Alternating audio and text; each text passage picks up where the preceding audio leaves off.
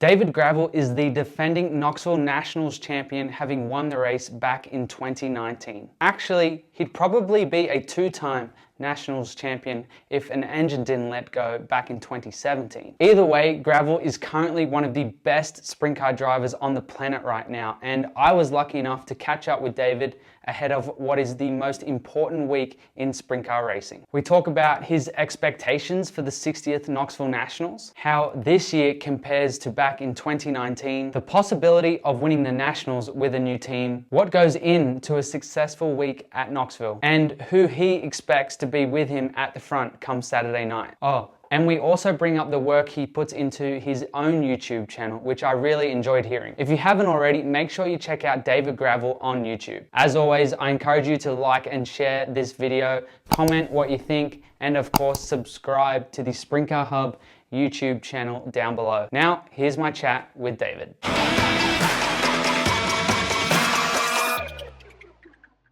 David Gravel, you won the previous Knoxville Nationals back in 2019. Does that mean that anything other than a win this year could be a bit disappointing? Man, the Knoxville Nationals is a hard race to win. Um, it's going to be tough no matter what. I don't think we're expected to win. I feel like we're expected to be in the hunt and have a shot to win, but to actually win the race is a very hard feat. And what Donnie did for 10 years plus, with his dominance with the Knoxville Nationals and finishing second when he didn't win is a pretty amazing feat. So obviously I'm going to go to Knoxville with a lot of confidence, but this is a whole new team for me, and we don't have a lot of laps together as well. So we're really going to use the laps at the Capitani Classic to try to get more acclimated together with it and go from there. But it's all about getting hot at the right time. And 2 years ago, we were able to win the Capitani race and win our prelim night and win the final night. So it's just all about who's hot at that time for sure. I was there in 2019 and it felt like a fairy tale, like it was kind of meant to be for you to take the Jason Johnson racing car back to victory lane. Did it feel that way for you back in 2019? And in comparison, what does this year feel like for you? Obviously having Exalta on the car, being in the JJR 41, having Jeff Gordon there, all the Exalta reps were there, so it was a lot of pressure on us. The car looked awesome. You couldn't miss it. And we were just fast every time we hit the track. And it definitely was a fairy tale week just for winning every time we hit the racetrack and just stuff you dream about. So this year, I expect to be in the hunt. And all I could ask for is lock in on our prelim night and put ourselves in contention to win the race. It's a tough race to win, but I know if we have good track position and we got a pretty good car, hopefully I could do the rest. You won in 2019 with Philip Dietz as your crew chief. Obviously, Philip has a bit of a reputation for doing really well at Knoxville. This year, though, you're with the two car and Cody Jacobs. Does Cody have a bit of a point to prove, and how much would it mean for you guys to win as a new combination after Cody struggling for a couple of years? And I mean, you've won in every car you've been in basically, but it must feel you must feel like you have to have a bit of a point to prove to win in a different car. Yeah, obviously there's always that little bit of rivalry when you change cars and you want to outperform the car you just left. But Philip's a great crew chief and Cody's a great crew chief as well. But Cody hasn't been on the road as long or hasn't been on the World of Outlaws as long. So Yeah.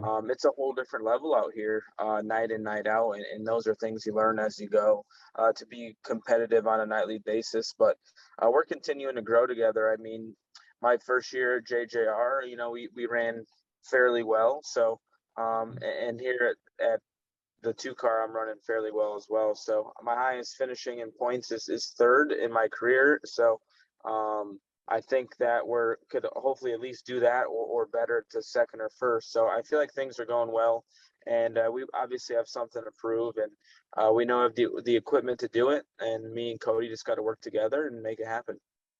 As a driver and as a team, what goes into making the Knoxville Nationals week, the whole week, a success? Do you guys put a new car together? Do you save a motor in particular that you really like on half miles? What sort of things do you guys change up?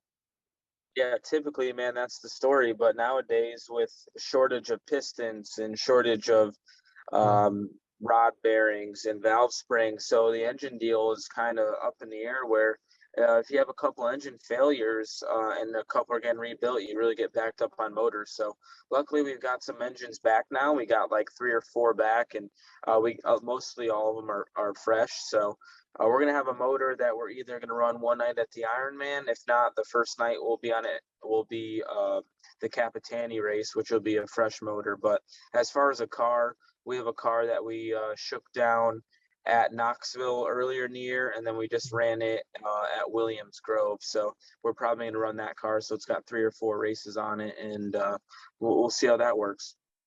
Obviously, this year's World of Outlaws Championship is incredibly close and competitive. You got guys like Brad, Logan, Carson, Donnie, Sheldon, and even guys like Kerry Madsen and Kyle Larson will be at the Nationals. If you had to pick one driver who you think is going to be there with you at the end, who would you expect that to be? And that's so tough. I mean, all the people you named have shots to do it. Obviously, Macedo won both outlaw shows at Knoxville. Yeah, Carey's showed a lot of speed. Maybe should have won those 2 races yeah, at Knoxville. So those guys are going to be tough. You know, you never could count Donnie out. You can never count Brad out.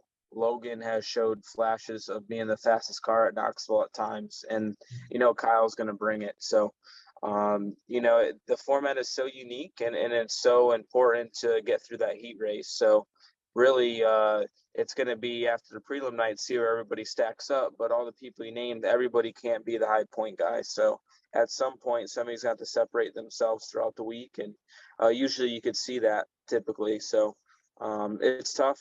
Anybody has a shot. Obviously, Larson's hot right now, so yeah. he'll be on his ball game for sure. So I expect Larson to be up there. What do you feel is the secret to being fast at Knoxville? What's different about Knoxville in comparison to other tracks? Obviously, you've done incredibly well at Knoxville over the last few years. Surely there's a secret that you keep to yourself. Yeah, I wish I knew, but just learning how to run the place from the guys that are really good there, you know. I always looked at Donnie shots and like Shane Stewart. It's Yeah, so important to keep your momentum up there and not break your momentum and you know, kind of run around guys right rear through the middle when you need to. And you know, it's just a track that changes so much throughout the night. So the top could be fast for the first 10 laps of the feature, and then the bottom's the place to be. And you know, it's such a unique place and a place that's very technical, and yeah. you just got to be on top of it, and you got to adjust and adapt as the night goes on. So that was all of the questions I had for David. But as is usually the case with the interviewee, I chat to them before and after the interview, and we got talking about his own YouTube channel, and I figured that you'd all like to hear it. Check it out. I love watching your YouTube videos, by the way. That was one thing that we didn't talk about was your YouTube videos. Do you edit them yourself? I did in the beginning, but now lately, as they've been getting better, I haven't been doing them. Yeah. I can't handle it. I order all my own merchandise and Yeah. drive my t-shirt trailer up and down the road. So like honestly, like I'm kind of tapped out on what I can handle. So Yeah. I used to, and I did very basic stuff, but now I'd have somebody do it that does a better job than I do. You know. Yeah, no, it's really good to watch, man. I sometimes I'm like, man, like maybe he's thinking about filming and stuff, and it must be difficult to, concentrate on racing when you want to keep content out. But hey, no one else does it. And like I get home every week and whenever there's a video up, I love watching it. You're pretty candid and you don't put on anything. It's just kind of what it is, and I think people love seeing that side of it. Yeah, I'm not animated like some of these YouTube people are, and they're like over the top, and I feel like they're being fake, but people like it. But I Yeah. am who I am. I don't get all crazy excited and stuff, but that's the problem with me is balancing how much I should show and how much should be my personal life, you know? So that's kind of when I do only one video a week, or if we race a bunch, maybe 2 videos a week. But Yeah. it's like I don't know how involved I want it to get, you know, and at the point I don't have the people around me to like push out 3 videos a week right now, you know. No, it's all good, man. Like I said, keep doing it. I think a lot of people appreciate it, and I think some people from back here in Australia will see this video that we recorded, and you might gain some Australian fans too. Yeah, I appreciate it. Yeah, I get some people order stuff on the online store. I would say several people a month order stuff from Australia. So I know Yeah. I got some fans, not a lot, but it always helps to broaden your fan base for sure. Don't forget to subscribe to the Sprinker Hub YouTube channel. You can also find Sprinker Hub on Facebook, Instagram, and Twitter. Thanks for watching.